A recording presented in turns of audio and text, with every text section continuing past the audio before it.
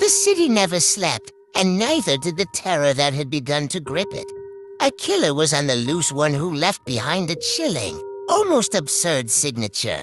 Each victim, found in their home, had a bowl of cereal beside them, a spoon still resting in their hand. The press had dubbed him the serial killer. Detective Lara Hayes had seen her share of grisly crimes, but this one felt different. The victims weren't random, each had ties to a local food distribution company. But the motive eluded her. There was something disturbingly methodical about the killer's choices, something that made her skin crawl. As the investigation deepened, the city's anxiety grew.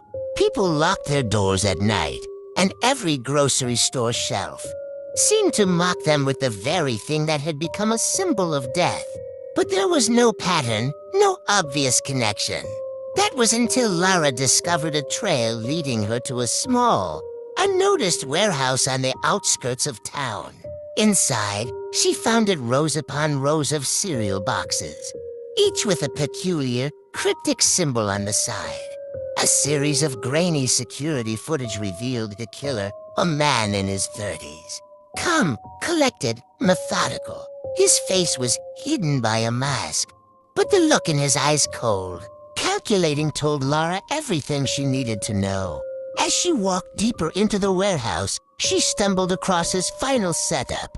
There, in the center of the room, was a large table decorated with bowls of cereal, all arranged in a grotesque pattern. The killer's next move was imminent.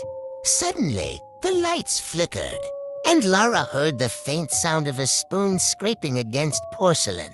She turned just in time to see the killer standing behind her, grinning.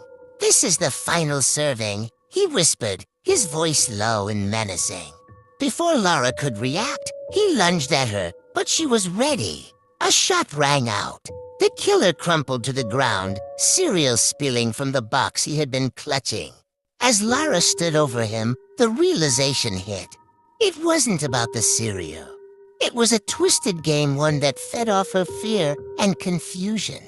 But the game was over now. The city would sleep a little easier tonight.